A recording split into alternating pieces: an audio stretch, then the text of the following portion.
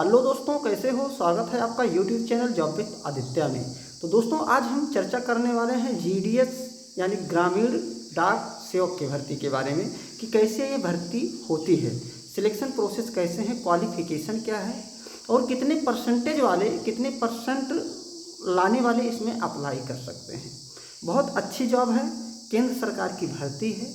अगर इसमें आप अपना करियर बनाना चाहते हैं तो यह वीडियो आपके लिए स्पेशल होने वाली है। और दोस्तों, चैनल को जरूर सब्सक्राइब कर लीजिए ताकि आपकी तरफ से हमें मोटिवेशन मिलता रहे। तो आइए देखते हैं बोर्ड पर। तो सबसे पहले भी ये जीडीएस ग्रामीण डाक सेवक भर्ती, ये ग्रामीण डाक सेवक भर्ती कौन कौन से पद पे होती है और इसके लिए आपकी उम्र सीमा क्या होनी चाहिए। तो सबसे पहले हम उम्र के बारे में जानेंगे। तो अगर आप जनरल ईडब्ल्यूएस हैं तो 18 से 40 साल, अगर आप ओबीसी हैं तो 18 से 43 साल, यानी आपको 3 साल की छूट मिलेगी। अगर आप एससी एसटी हैं तो आपकी उम्र 18 से 45 साल होनी चाहिए। अब शिक्षा की बात करें तो शिक्षा हाई स्कूल पास मांगी जाती है, हाई स्कूल पास मांगी जाती है। और कितने परसेंटेज पे भैया? 85% से अगर कम है, 85% से अगर कम है तो आप यह फॉर्म मत भरिएगा, क्योंकि इसमें 91 95 तक के बच्चे जो डाल देते हैं उनका सिलेक्शन हो जाता है। सत्य बात है ये, नहीं मैं कहूँगा कि आपका 70% है, 75% है, आप भर दीजिए आपका हो जाएगा। मान लीजिए 85 से कम है और आप भर देते हैं केरला में, तो ये गलत बात होगी। केरला में आप नहीं भर सकते हैं, इसलिए कि आपको लोकल लैंग्वेज का ज्ञान होना इसमें ज़रूरी मांगा जाता है।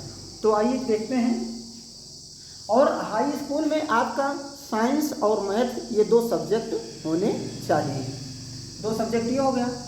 अप्लाई स्थानीय भाषा का वही व्यक्ति अप्लाई कर सकते हैं जिनका 85% से ज़्यादा है, और जहाँ पर अप्लाई करेंगे आपको वहाँ का स्थानीय भाषा का ज्ञान होना चाहिए, साइकिल चलाना आना चाहिए, भारत का निवासी होना चाहिए और आपका बेसिक कंप्यूटर का ज्ञान भी होना चाहिए। क्योंकि इसमें अब पहले जैसे ग्रामीण डाक सेवक नहीं, अब ग्रामीण डाक सेवक के लिए उनके लिए डिजिटल मोबाइल, डिजिटल पैड मिलता है उनको, तो आपको जो है बेसिक कंप्यूटर आना चाहिए। उसके बाद भर्ती कैसे होती है? मेरिट के आधार पर भर्ती होती है। आपका डॉक्यूमेंट्स वेरिफिकेशन होगा, उसके बाद नॉर्मल मेडिकल होगा, नॉर्मल मेडिकल होगा। पद कौन कौन सा होता है इसमें, अब आप देखिएगा पद कौन सा होता है। एक होता है बीपीएम यानी कि शाखा पोस्ट मास्टर यानी ब्रांच पोस्ट मास्टर। दूसरा होता है एबीपीएम यानी कि असिस्टेंट ब्रांच पोस्ट मास्टर यानी कि सहायक शाखा पोस्ट मास्टर। उसके बाद होता है डीएस यानी कि डाक सेवक। ये 3 पद हो गए। इसमें भी ये फीस अप्लाई करने के लिए जो लगता है, जनरल ओबीसी ईडब्ल्यूएस के लिए 100 रुपये और एससी एसटी अदर कैंडिडेट्स हैं तो कोई फीस नहीं लगनी है।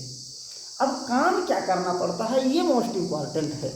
आप लोग देखिए काम क्या करना। जैसे बीपीएम का काम ये हुआ कि काउंटर का संचालन करना, काउंटर पे ब्रांच पोस्ट मास्टर आप शाखा में रहेंगे, आपकी ड्यूटी बाहर नहीं लगेगी। हो सकता है इमरजेंसी में लगा भी देते हैं, ऐसी बात नहीं है।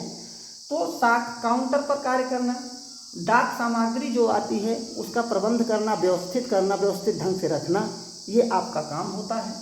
दस्तावेज का रखरखाव करना, एक अच्छे तरीके से जो दस्तावेज होते हैं डाक के उसका रखरखाव करना, अच्छी जगह रख देना, कहीं डिस्टर्बिंग ना हो, फालतू जगह ना पड़ी हो, ये आपका काम होगा। मोबाइल लैपटॉप जो कंप्यूटर होते हैं उनका देख रेख करना। और इनकी सैलरी बहुत अच्छी होती है, 12,000 से लेकर 29,380 रुपये पर मंथ आपको सैलरी मिलेगी। ये ध्यान में, ये नहीं कि आप बहुत पुराने हो जाएंगे तब मिलेगी, नहीं, आपको 12,000 से लेकर 29,380 रुपये मिलेगी। अब आते हैं एबीपीएम यानी सहायक शाखा पोस्ट मास्टर के बारे में बात करते हैं।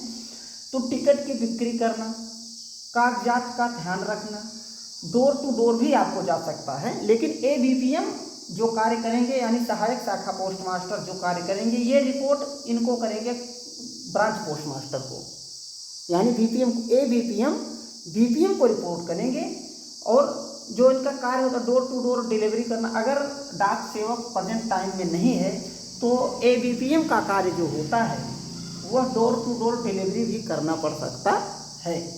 अब आते हैं डाक सेवक, और इसकी सैलरी 10,000 से 24,470 रुपये आपकी पर मंथ मिलेगी। लोकल में ही जॉब लगती है, आपके घर से ज़्यादा दूर पर आपकी जॉब नहीं लगेगी, जो नियरेस्ट पोस्ट ऑफिस होगा वहीं पर आपकी जॉब लग जाएगी। अब बात करते हैं DS यानी डाक सेवक की, तो टिकट बिक्री का काम हुआ, रेलवे पार्सल हुआ, ग्रामीण डाक हुआ, ज़रूरत पड़ने पर ABPM का भी काम आपको करना पड़ सकता है। BPM का भी काम करना पड़ सकता है। ड्यूटी टाइम दिया तो रहता है कि 9 बजे से 5 बजे तक, लेकिन काम इनका भैया 3 से 4 ही घंटा होता है। कि बहुत सारे होते हैं, जब डाक आती है तो चले जाते हैं उसमें डाक खाना में और अपना सामान लिए, आप लेकर चला, अपने रजिस्टर पर चढ़ाए, उसकी एंट्री कर दिए, और किस किस को देना है वो आप दे ही देंगे। तो ज़्यादा काम भी नहीं होता है, बहुत अच्छी जॉब है। अगर आपके परसेंटेज हैं इसमें तो आप जो है इसको अप्लाई करिए।